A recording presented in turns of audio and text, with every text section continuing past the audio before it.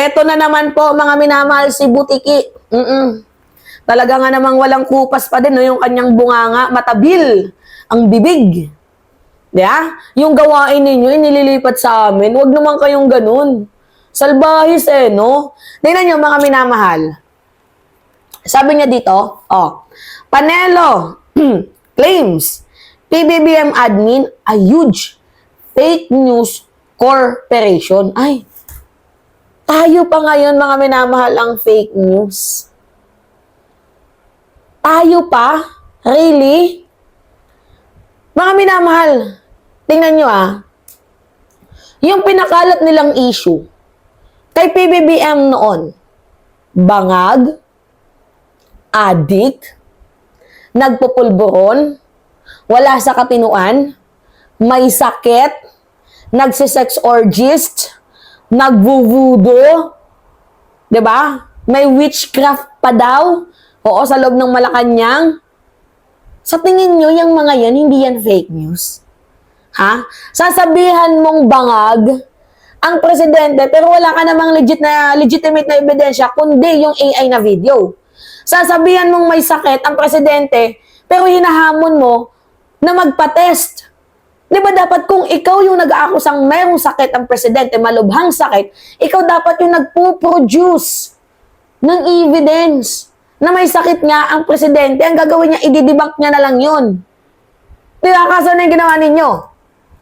Sasabihan nyo na merong sakit, malubhang sakit ang presidente, kaya hindi niya na kayang gampanan na pagiging presidente ng bansa Pilipinas, kaya pinag-resign ninyo, pero wala kayong matibay na ebidensya. Tama ba yun? Ha? Tama ba yun? Yung pinapakalat nyong lyrics na si First Lady Liza Araneta Marcos daw po ang totoong presidente ng bansa dahil parang underdog lang daw po ni FLM, di ba?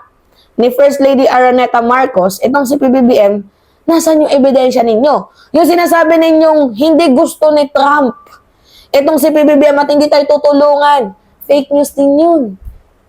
Di ba? Nakaraan niya, may balita kagabi nga lang tuloy pa din ang pagsuporta ng Amerika sa bansang Pilipinas, tapos meron pa silang meetings, di ba? Fake news yun. Tapos sasabihin nyo na kami, di ba? Yung administrasyon ng PBBM, yung huge fake news corporation. Sino ba yung meron napakaraming tolls? Hindi, matanong lang, sino ba sa inyo yung merong napakaraming tolls? Mga minamahal, let me explain this for the last time. Sa mga hindi nakakaalam, meron akong ibibigay sa inyo, search lang natin. Nick Gabunda.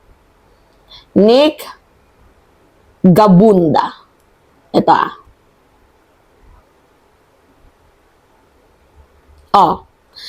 ipapakita ko sa inyo Yan si Nick Gabunda. Siya, mga minamahal, yung social manager team ni former President Duterte. Diba? Duterte Campaign Social Media Manager na pinatok down ang almost 200 pages, diba, na organized ni Nick Gabunda dahil yun po yung mga nagpapakalat ng fake news. Sino ba yung madaming trolls? Matanong lang. Para masagot natin yung tanong ni Panelo na huge fake news daw yung administrasyon ni President Bongbong Marcos. Yan basahin natin A Facebook takes down fake account network organized by Nick Gabunda. Duterte Campaign Social Media Manager.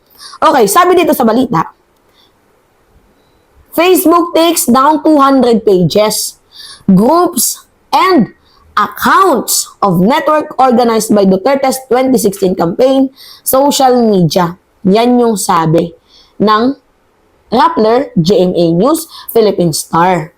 Diba? Yan tingnan nyo Yan. Diba? Mga minamahal,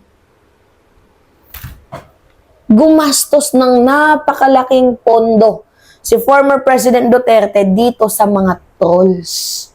Tapos, ang trabaho ng mga trolls, atakihin yung mga opposite na pinapaniwalaan nila. Yung mga kalaban ni Digong, ina-atake nila. At panay komento. Diba? Iisa lang yung mensahe. May troll farm si Digong, tapos ililipat nyo sa amin yung salita ninyo. Ano yung salita nila, mga minamahal?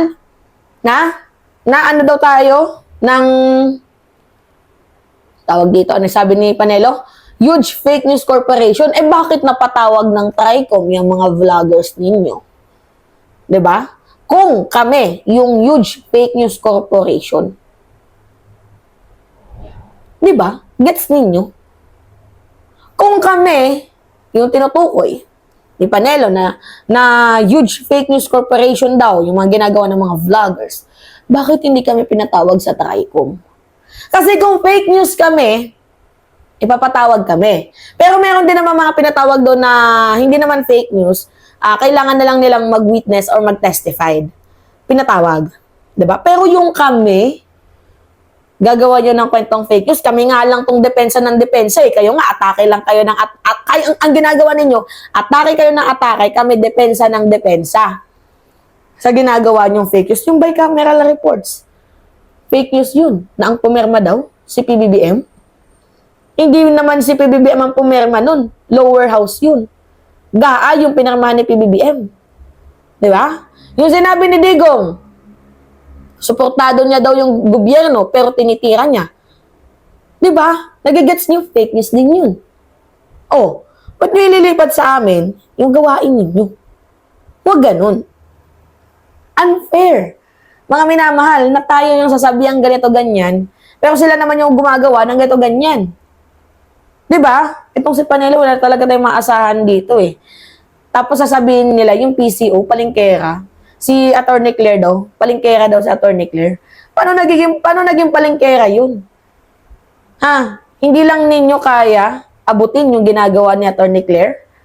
Kaya galit na galit kayo? Diba? Nare-real talk, sinasapol kayo? Kaya galit na galit kayo? Okay?